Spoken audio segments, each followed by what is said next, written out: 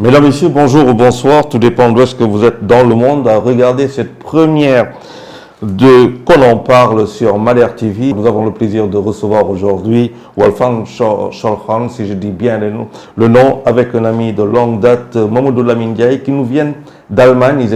Ils sont à Dakar, récemment ils étaient à Saint-Louis dans le cadre de la formation dans le sport. Alors Wolfgang va nous parler d'une théorie utilisée aujourd'hui par Tuchel, qui a eu Paris Saint-Germain, Chelsea avant de partir, mais aussi Guardiola que tout le monde connaît et Arteta qui fait du très très bon travail avec Arsenal en Premier League. Bonjour Wolfgang. Bonjour, guten Tag. Avec Mamadou Lamine Diaye qui va servir de traducteur. Qui c'est Wolfgang Scholhan? Als erstes, man nennt mich Wolfgang Scholhan.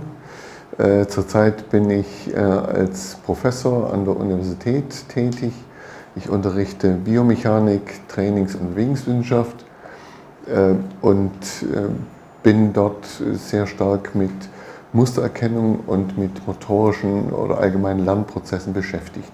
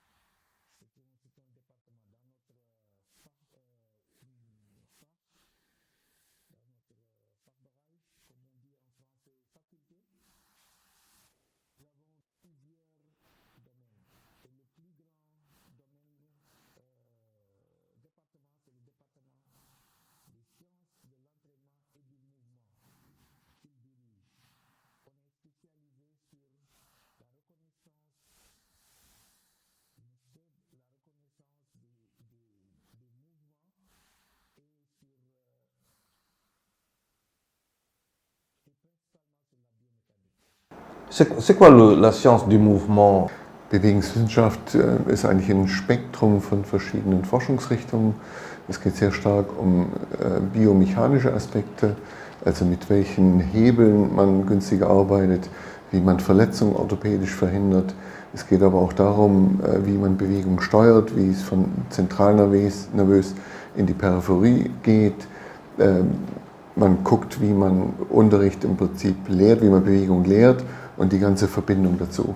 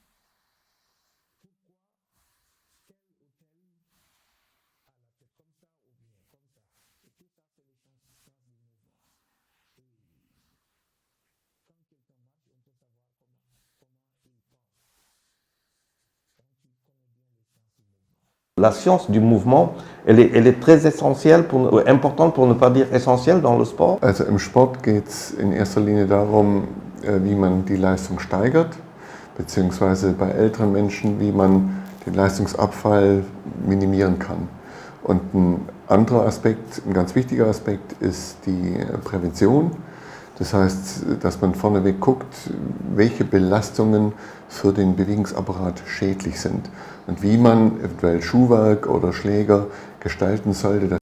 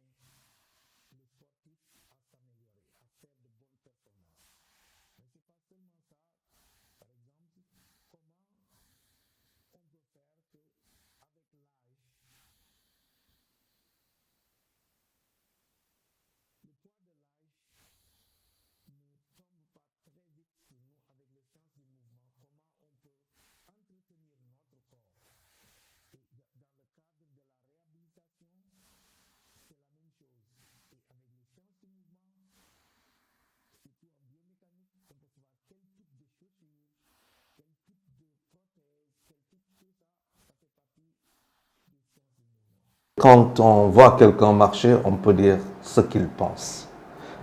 C'est très profond, c'est le sens de l'observation.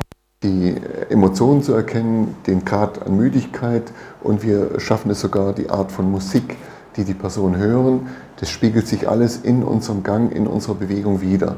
Und das hat ganz massive Konsequenzen auch für den Trainings- und Lernprozess.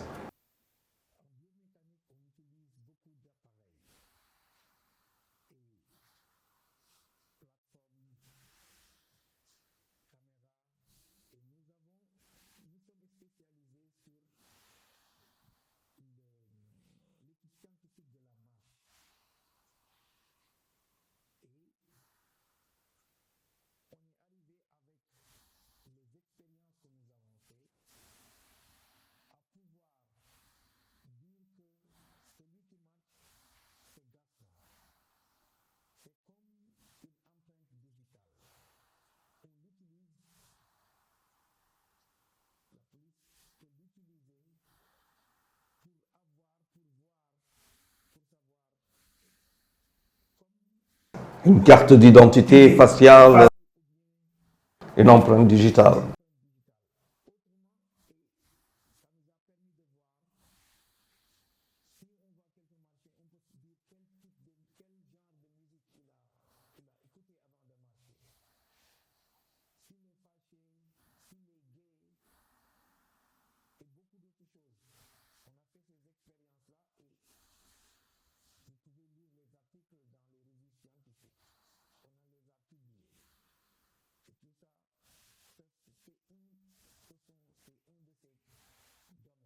Ça veut dire aujourd'hui, quand on voit un jeune footballeur marcher, on sait qui il est, donc on doit connaître son potentiel sportif, en tout cas jusqu'où il peut aller dans le sport.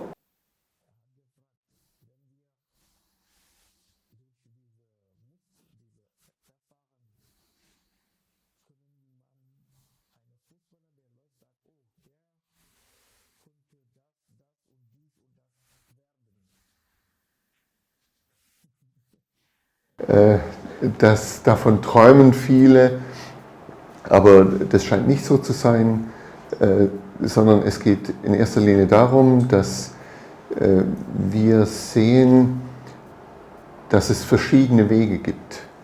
Also am Anfang steht eigentlich eher die Toleranz zu erkennen, dass jeder anders ist und dann auch jeder andere Wege findet. Aber eigentlich sagen wir noch nichts darüber aus, welche Ziele vorstehen oder welche Ziele nicht erreichbar sind.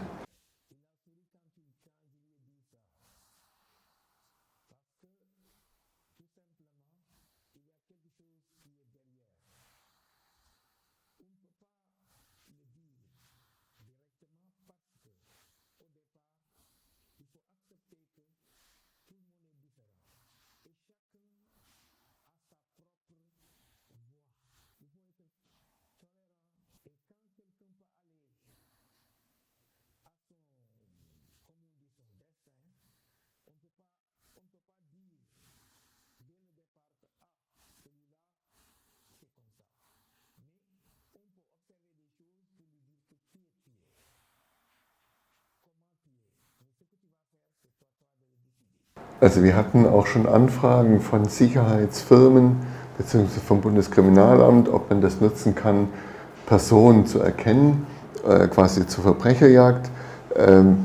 Dagegen sträube ich mich noch so ein bisschen, weil in vielen Banken weiß man nicht, wer die Verbrecher sind, die vor oder die hinter dem Tresen. Wir nutzen diese Erkennungsgeschichten eher, um in Therapien individuell eingreifen zu können. Das heißt, wenn wir sehen, dass Schwankungen in bestimmten Bereich gehen und wir wollen die Zielbewegung in die Richtung haben, dann setzen wir im Prinzip Musik oder Emotionen gezielt ein, um in die Richtung die Patienten zu lenken.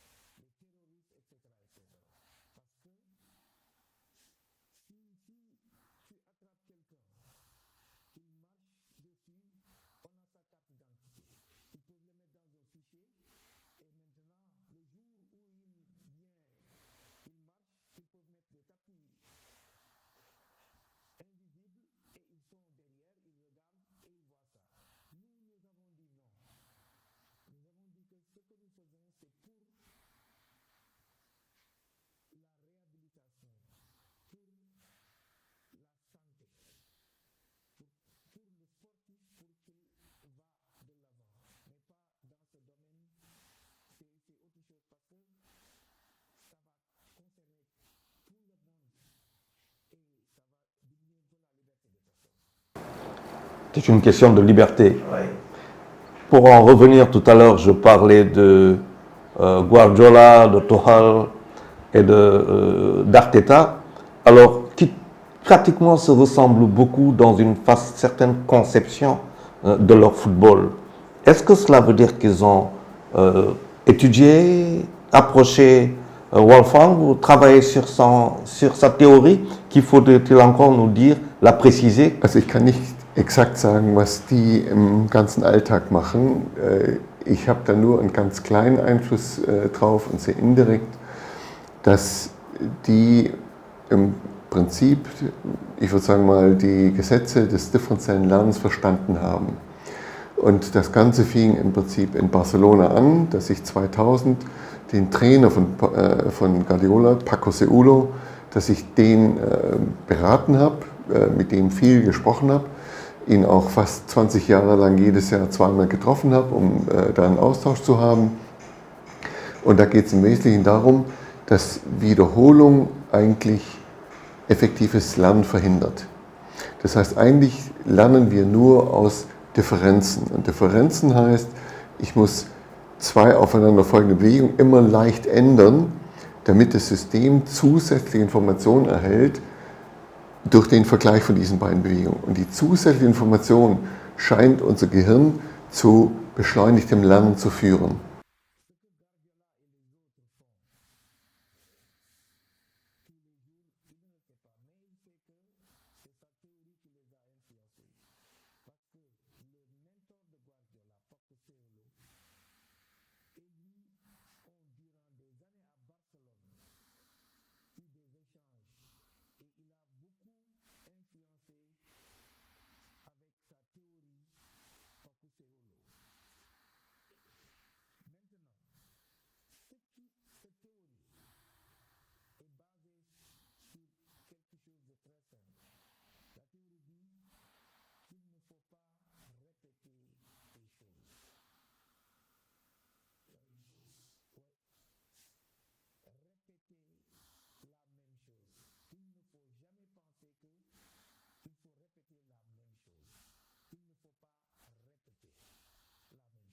Also genau da trifft sich ja die Mustererkennung mit dem differenziellen Lernen, weil bislang im Training immer nach einem Vorbild trainiert wurde. Man hat ein Vorbild und versucht das immer zu kopieren, so oft wie möglich, dass man ähnlich gut wird. Und nachdem wir jetzt mit Mustererkennung erkennen, jeder Top-Athlet ist anders, haben wir ein Problem, quasi zu sagen, nach welchem Vorbild sie trainieren sollen.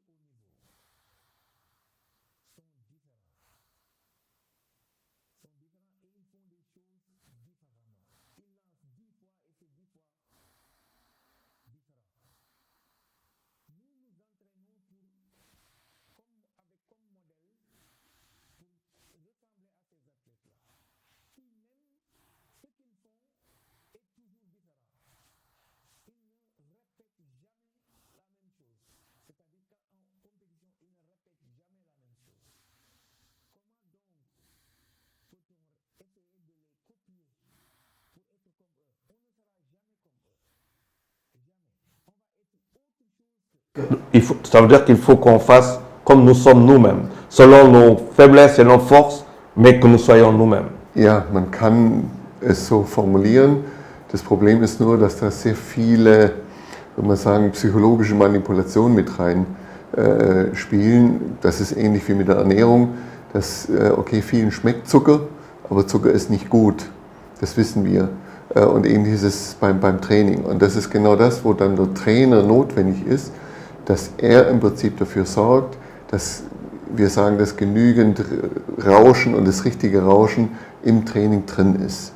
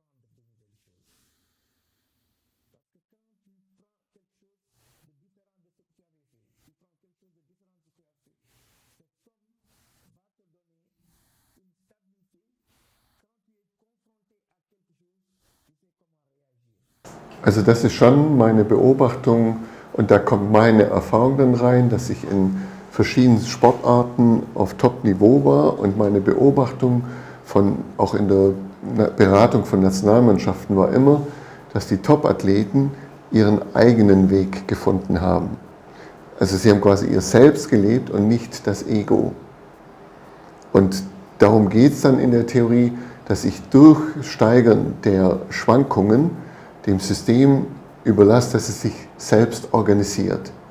Und da kommt dann das Wissen der Physik mit rein, weil es in der Physik die Prinzipien der dynamischen Systeme mit Selbstorganisation gibt.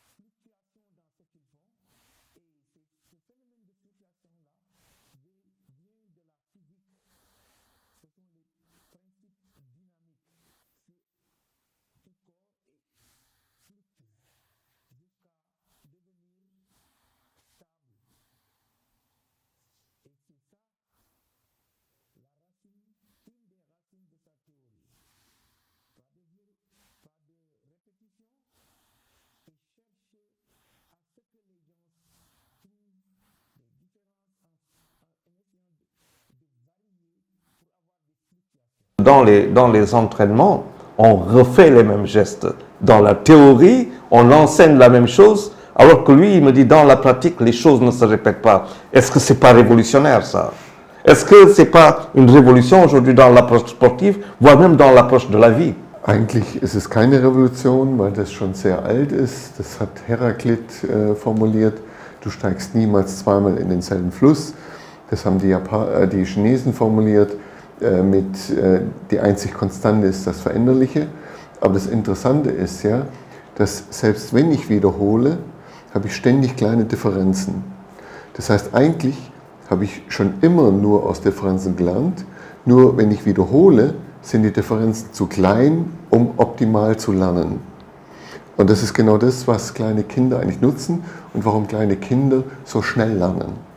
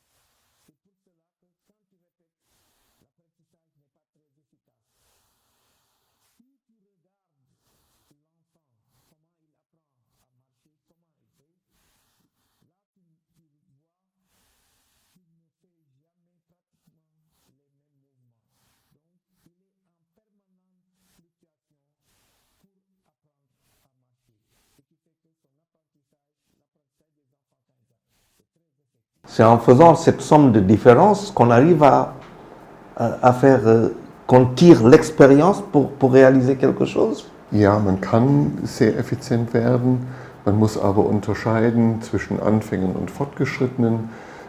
Anfänger, wenn die Bewegung wiederholen, dann haben die immer noch so viel Variation, dass sie auch aus Wiederholung lernen können. Während Fortgeschrittene oder je länger die in unserem Schulsystem drin sind, die haben bei Wiederholung haben die kaum mehr Fortschritt. Und das muss dann im Prinzip adaptiert werden. Und Wiederholung hat dann noch eine andere Funktion.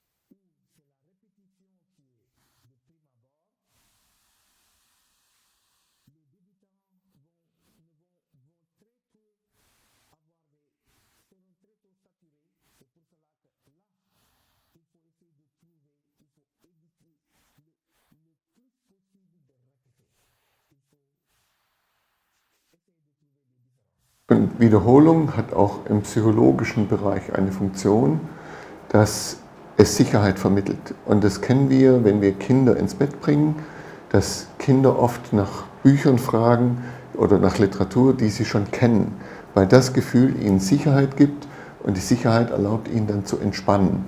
Das ist gut zum Einschlafen, aber es ist nicht gut für Lernen. Und das sehen wir inzwischen auch, wenn jemand psychisch stabil ist, dann kann er motorisch viel variieren. Wenn er aber psychisch instabil ist, dann fragen die nach Wiederholung, weil das die Sicherheit gibt.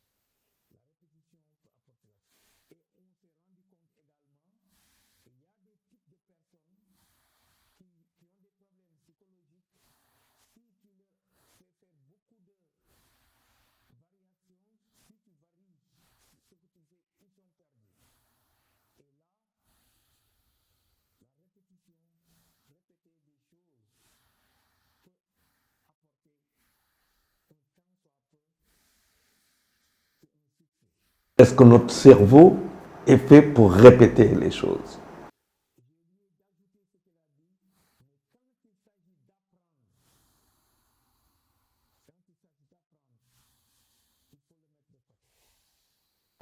Le cerveau a besoin de quelque chose de nouveau. Ja, exakt. Und das ist genau eigentlich die Definition von Information in der Kybernetik, dass Informationen nur Unterschiede sind. Und das nutzt unser Gehirn auch ständig durch das Auge. Wenn man linkes und rechtes Auge vergleicht, dann sieht man, dass da immer das Bild springt. Und aus der Differenz heraus rechnet unser Gehirn die Entfernung.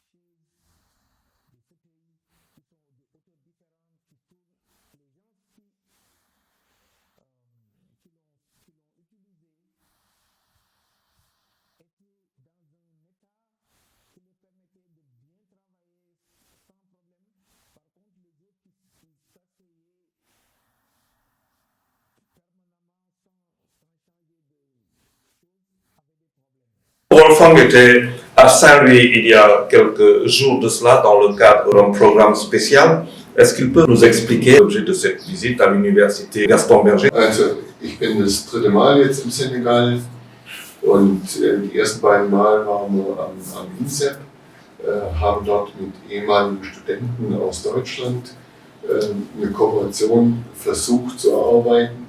Dieses Mal waren wir in Saint-Louis und haben dort mit der Universität angefangen, Unterricht zu machen, zu kooperieren, und wir waren auch in Thiès, um dort die Lehrerausbildung zu beeinflussen.